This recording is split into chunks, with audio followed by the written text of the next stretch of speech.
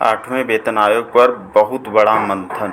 दोस्तों, ये जो आठवां वेतन आयोग है और इसमें जो बैठकें अभी चल रही हैं उनमें बहुत बड़ा यानी कि महामंथन, ग्रेजुटी पेंशन और पुरानी पेंशन कैबिनेट सचिव की बैठक में कुछ गूंजी हैं मांगे। इसमें आउटसोर्स के जो कर्मचारी हैं उनके लिए भी कुछ बात कही गई है, जो पेंशनर हैं उनके लिए भी कुछ बात कही गई है, जो ओपीएस पुरानी पेंशन है उसके बारे में भी कुछ बात कही गई है। तो ये सब कुछ इस वीडियो में आपको पूरी जानकारी मिलने वाली है। तो सभी लोग इस जानकारी को ज़्यादा से ज़्यादा लोगों के पास शेयर ज़रूर करें ताकि सभी के पास इस जानकारी को पहुंचाया जा सके। केंद्र सरकार के कर्मचारियों और पेंशनर्स के लिए आठवें वेतन आयोग को लेकर हुई बैठक में सैलरी, पेंशन, प्रमोशन और भत्तों समेत कई अहम मुद्दों पर चर्चा हुई है। केंद्र सरकार के जो कर्मचारी हैं, पेंशनर हैं, आठवें वेतन आयोग को लेकर बड़ी बैठक हुई है। इस बैठक में सैलरी, पेंशन, प्रमोशन, भत्ते और कर्मचारियों की कई ज़रूरी मांगों पर चर्चा की गई है। इसकी वजह से अब लाखों कर्मचारियों और रिटायर्ड लोगों की उम्मीदें फिर बढ़ गई हैं। 11 मई 2026 को national council joint consultative machinery की 49वीं बैठक कैबिनेट सचिव टीवी सोमनाथन की अध्यक्षता में हुई। इस बैठक में कर्मचारी जो यूनियन है और सरकार के वरिष्ठ अधिकारियों के कई ज़रूरी मुद्दों पर चर्चा हुई है। और इस बैठक में रेलवे बोर्ड के चेयरमैन, व्यय सचिव, कार्मिक सचिव, डाक विभाग सचिव, शिक्षा सचिव, स्वास्थ्य सचिव समेत कई बड़े अधिकारी मौजूद रहे। वहीं कर्मचारियों की तरफ से Shiv Gopal Mishra, M Raghavaiah, doctor N Kanhaiya समेत कई प्रतिनिधियों ने भी हिस्सा लिया।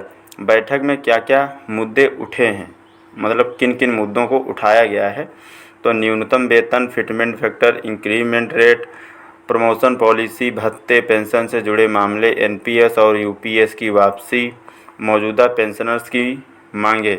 इसके साथ ही कर्मचारी यूनियन ने सरकार से मांग की है कि आठवें वेतन आयोग के कामकाज के दौरान नियमित बातचीत रखी जाए। बैठकों में अनियमितता पर जताई नाराजगी। कर्मचारी प्रतिनिधियों ने कहा कि जेसीएम नियमों के मुताबिक हर साल 3 बैठकें होनी चाहिए, लेकिन 60 साल में केवल 49 बैठकें ही हुई है। उन्होंने नियमित बैठक कराने की मांग की है। मेडिकल और सीजीएचएस से जुड़े मुद्दे भी कुछ उठाए गए हैं। तो कर्मचारियों ने सीजीएचएस और मेडिकल खर्चों की पूरी प्रतिपूर्ति की मांग की है। हियरिंग एंड डेंटल इम्प्लांट और डेंचर जैसे खर्चों को भी कवर करने की बात कही गई है। कैबिनेट सचिव ने इन मामलों पर 3 महीने के अंदर फैसला लेने के निर्देश दिए हैं। जो पेंशनर हैं उनके लिए भी कुछ बड़ी मांग की गई है। कर्मचारी यूनियन ने हर 5 साल में पेंशन बढ़ाने की मांग की है। साथ ही फिक्स्ड मेडिकल अलाउंस को बढ़ाकर 3,000 रुपये प्रतिमाह करने की मांग की गई है। और जो पारिवारिक पेंशन में बदलाव की भी मांग की गई है। यूनियन ने परिवार की परिभाषा बदलकर विधवा और आश्रित बहुओं को भी फैमिली पेंशन के दायरे में शामिल करने की मांग की है। ओपीएस को लेकर भी चर्चा हुई है।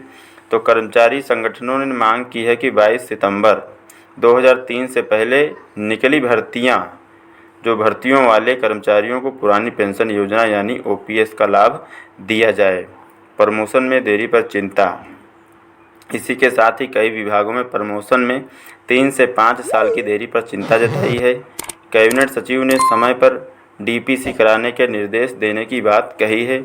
और जो आउटसोर्स कर्मचारी हैं इनके लिए भी कुछ बात कही गई है। तो जितने भी आउटसोर्स कर्मचारी हैं उनको भी इस वीडियो को ज़रूर देखना चाहिए और ये समझना चाहिए कि उनके हक़ में क्या बात कही गई है।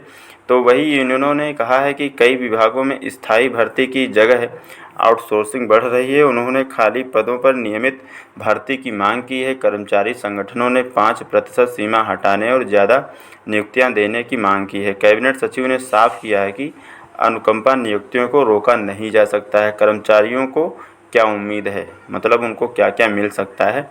तो बैठक के बाद उम्मीद है कि आठवें वेतन आयोग में कर्मचारियों की मांगों पर गंभीरता से विचार किया जाएगा। खासकर सैलरी, पेंशन, मेडिकल सुविधा और प्रमोशन से जुड़े फैसले लाखों कर्मचारियों के लिए एक बड़ी राहत लेकर के आएंगे। तो ये सब कुछ बैठक में ये सब मुद्दों पर बात हुई है। अब इसमें क्या क्या हो सकता है वो आने वाले समय में पता चलेगा।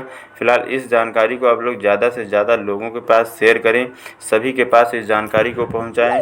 जो भी बैठक होती रहे उस बैठक में क्या क्या मांग उठी है, ये सब कुछ जानना आपके लिए बहुत ज़रूरी है। तो ज़्यादा से ज़्यादा लोगों के पास शेयर करें। अगर पूरा अपडेट अच्छा लगा है तो एक लाइक करके चैनल सब्सक्राइब कर लो। मिलेंगे एक नए वीडियो में नई जानकारी के साथ में, तब तक के लिए दोस्तों जय हिंद, जय भारत।